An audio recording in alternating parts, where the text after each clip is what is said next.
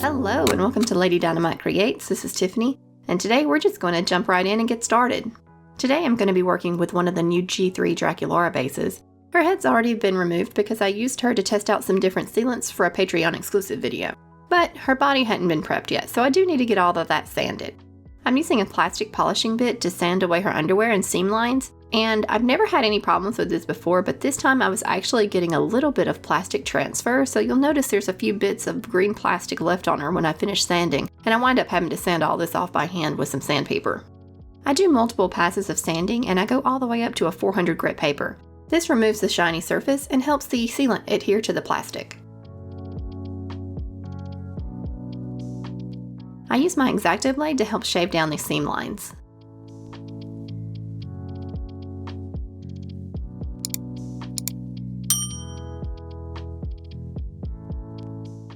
And finally, after it feels like I've been scrubbing on her butt for ages, I'm going to clean off the plastic with some rubbing alcohol. This removes the dust on the surface, and once it's dry, I can spray her with some Mr. Super Clear. I get her scalp prepped with a coat of paint, and this just ensures that if there is any spots where the scalp is showing through, it's not as obvious because it's going to match the hair color. I get started rerooting the head, and I was a little concerned because I only had 1 ounce of this, and while that's enough for me to do the old Monster High heads, I was unsure how much this one was going to use. So while I'm rerooting, I'm actually leaving a few spots open here and there so that I can fill that in if I need to with a highlight color. I'm really glad that I decided to do that because I did need it. Here she is fully rerooted, and I'm really happy with the way this turned out. I think it gives a dimension to the hair that just wouldn't have been there if it would have just been one solid color, so a happy accident here. I am going to secure these plugs in place with some liquid fusion glue. I just squeeze some down into the head hole, and then I'm using the end of a paintbrush to make sure I squish it around and touch all of those plugs. I try to move my hands around so that I can feel where I'm pressing with the paintbrush tip with my fingers on the outside of the scalp. I set this aside to dry for a couple of days. I find that in the winter it does take a longer time for the glue to dry inside the head. This doll had no real planning involved. It was just see where the materials are going to take me. And the first thing I decided on is I wanted to use these vintage patterned silks that I have. They're really gorgeous, and I just hadn't had any project to use them on, so I thought, now's the time. I start with the top first, and I'm taking a strip of fabric that's slightly thicker in the very center, but not by much, and I'm going to hem the top and the bottom of this. I gather the center and attach 2 ribbons to use as straps and add a Velcro closure to the back.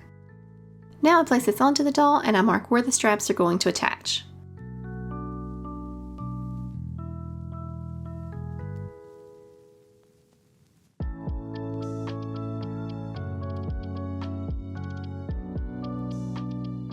I've made a pattern for her bikini bottoms, and I'm going to sew up the darts, and then I'm going to hem the top edge and along the leg holes.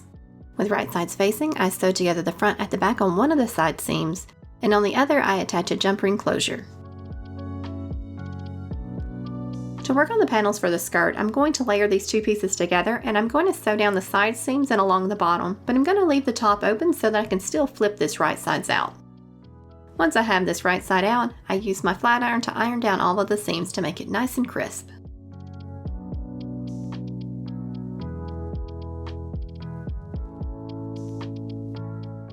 To take care of that raw edge, I flip them towards the inside of the garment, and I secure them with some hem tape. Once I had all of the skirt panels done, I pinned them in place, and it was just missing something, so I decided she needed a dramatic train. I hopped on over to Illustrator and designed a pattern that I thought would be pretty hanging off the back of a train. Then I used the blade cutting feature on my M1 to cut it out of some iridescent vinyl. Once it was cut out, I weed away all of the excess vinyl. Normally I find weeding so satisfying and relaxing, but there were so many little holes and curls that it was such a pain in the butt. I always want to just try to pull it in one big piece, but this one just wouldn't cooperate. It's very frustrating.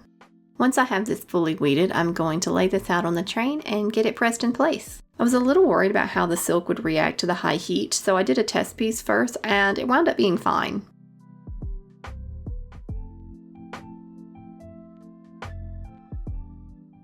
Holographic vinyl is cool peel, so I did have to wait for it to cool off before I could peel off the protective sheet.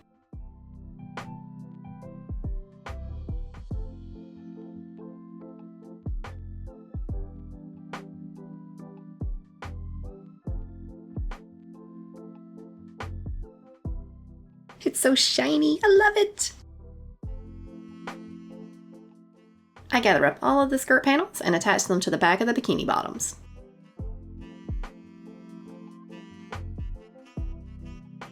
Once I had the skirts in place, I was having some issues with them not draping exactly how I wanted, so I arranged them myself and did some invisible stitches to tack them down.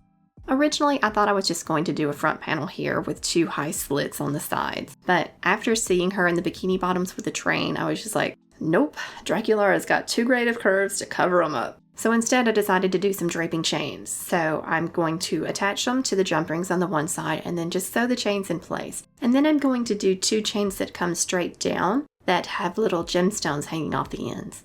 I thought this was a nice way to bring in an accent that's the same color as her hair. After I had the bottom half of her done, I felt like that the top half was still missing something. First, I tried a design where she had a choker that had chains draping down the sides of her shoulders, but it just kept spinning and wouldn't look right, so I scrapped that idea, and I came up with the idea of a tiara. I'm going to do my best to explain what I did here. Just know this was hours of frustration and cursing.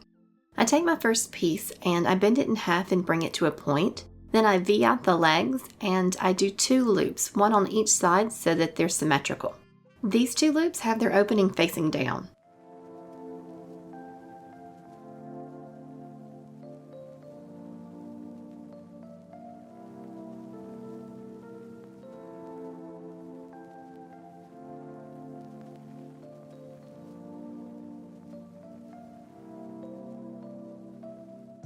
Now with my other wire, I'm going to wrap it around the paintbrush and create a loop. Then I'm going to create 2 loops on either side of it, and these loops are going to have their opening facing up.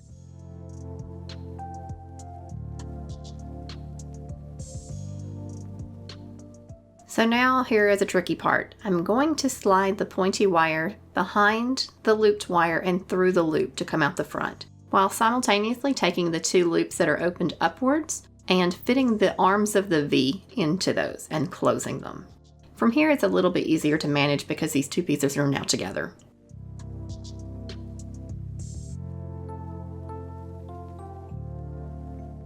I take the 2 wires that are not engaged and I'm sliding those through the 2 open loops.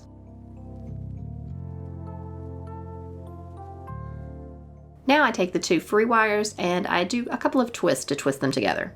I finish it off with a couple more loops and curls. Many years ago I used to do jewelry smithing, and wire wrapping was not my forte back then either. Plus, being as rusty as I am, this took such a long time. I can't even tell you how many failed attempts there were and how many times I just had to start over, but I'm glad I saw it through because I think this headpiece turned out beautiful.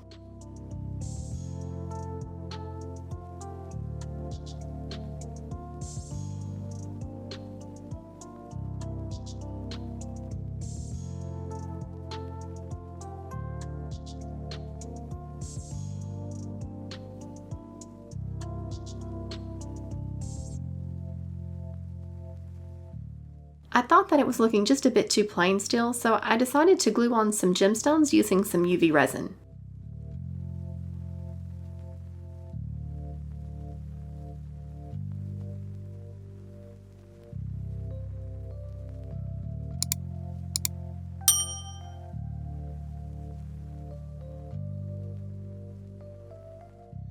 Nope, still not fancy enough, so let's add some chains. I decide to pull the draping motif that's at her hips up into her headdress as well. It actually puts me in mind a little bit of the Moonchild from the Never-Ending Story. I know it's not exactly like hers, but I'm getting the vibes. She still felt like she was missing something when I paired everything together, so I decided she was going to get a staff. I took a barbecue stick and I drilled a hole down the center of it and secured some wire in place with some super glue. I twisted the wires up till I get the shape that I want to hold the crystal that will be there. I use Apoxie Sculpt to build up on top of the wire model. And just like magic, it's all mixed. I roll pieces out and begin to build it up onto the wire form, and I use my fingers and silicone tools to shape, and I use water to help smooth out any lumps or bumps. At first I was going to model this in 3D and print it on the resin printer, but my traditional sculpting skills are not where I would like them to be, so I decided to do this all by hand. I wanted to say a big thank you to my supporters over on Patreon: Angel Book Walter, B. Burnett, Deborah Sweeney, Angelica, Delicious, Amber S., Bex Mini Studio, Camille, Kitsy, Oak Magpie, and Thuri. If you're interested in becoming a Patreon supporter, please check out the link in the description box. I have a Patreon only collab coming up in April, and I'm going to be sharing all of their dolls here on YouTube as well as my Instagram account. So be on the lookout for that.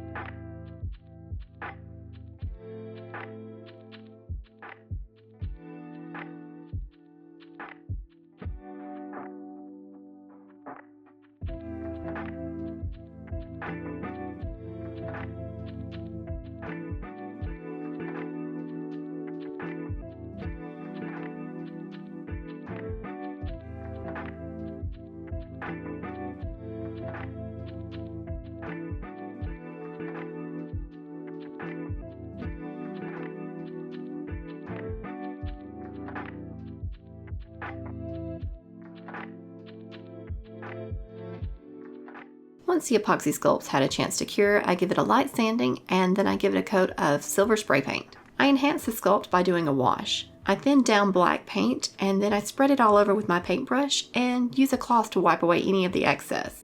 This allows the paint to settle down into some crevices and let the high points pop. Finally, I secure the amethyst in place with a bit of hot glue.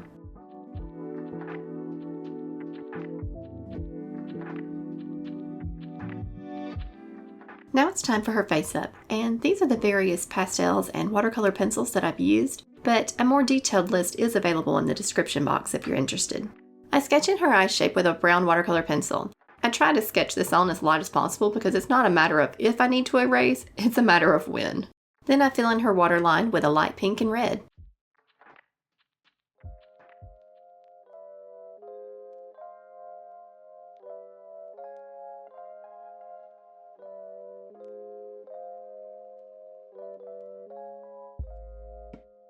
Before I begin shading with pastels, I'm going to coat her completely with some colorless blender. This allows the pastels to go on more smoothly and to blend easier. Now I can go in with my pastels to contour and highlight. The idea behind this doll was to really have no plan at all going in and just to see where my materials were going to take me. I decided I wanted to use the G3 Draculaura as the base for this project, and after seeing her ears, I thought these look like elf ears, so why not let's just lean into that theme and go with Elvish Princess. I knew because of all of her wonderful curves, I definitely wanted to go with something very revealing, and I was thinking along the lines of a belly dancer's costume, where she has the halter style top with the skirts with all the slits in it so that when you put her in different poses, you get a bit of a peekaboo effect. And from there, I let these pieces just build on top of one another to form the character. This was a very relaxing project and exactly what I needed after a hectic holiday season. And that's not to say there wasn't the ups and downs. There definitely was some issues, and the silk itself was pretty hard to work with. Plus, I had a video file corrupt and I lost a chunk of the face up, which was unfortunate. But on the bright side of things, at least it was only one file.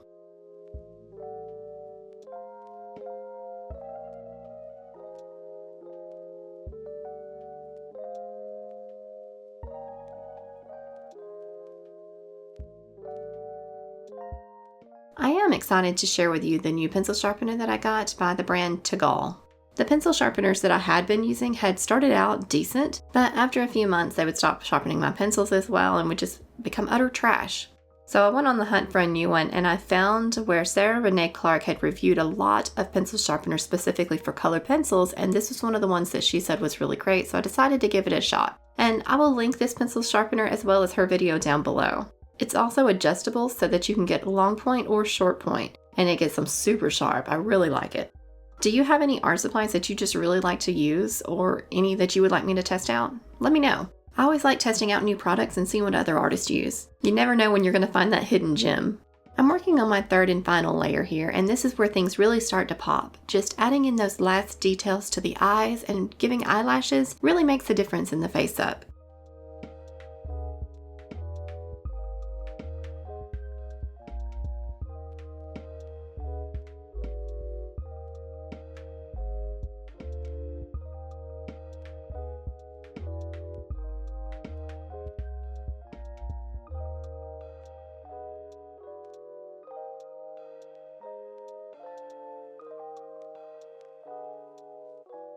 The final thing to do is just add in those catch lights and highlights to the waterline and the face-up's finished. I seal her with 3 coats of Mr. Super Clear just to ensure that that face-up stays safe.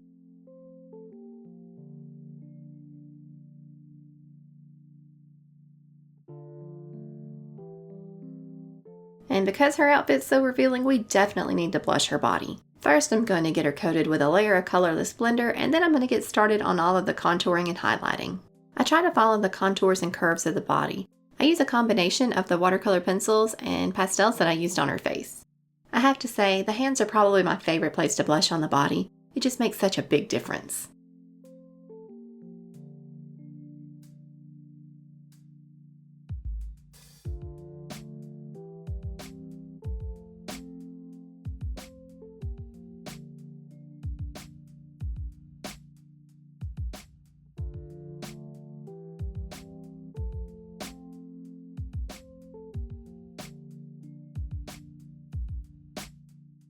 In preparation for styling her hair, I gave her a boil wash to help tame down the poof. I really had no idea what I wanted to do, but I knew I wanted it to be elegant with some different textures to it. So I first got started with separating out some pieces to have as braids. There wound up being 6 braids total, 2 on each temple and then 1 on either side up near the part line. Then I French braided just the top portion of her hair, pulling in the 2 braids that are up near the part line. Something I find helpful is spritzing the hair with water to help tame the flyaways and make it more easily managed. I bring the 4 temple braids together and tie those off into a ponytail, and then braid the 4 strands together.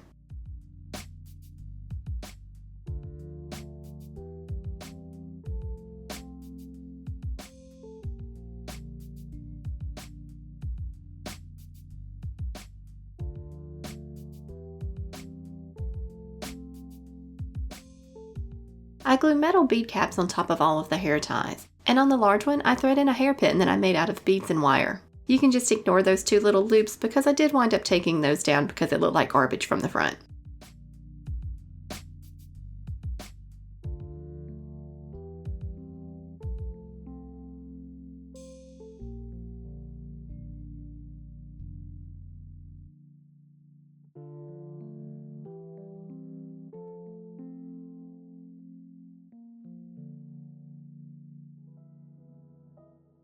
With the top part of her hair done, the bottom's looking a little bleh, so let's liven that up with some curls.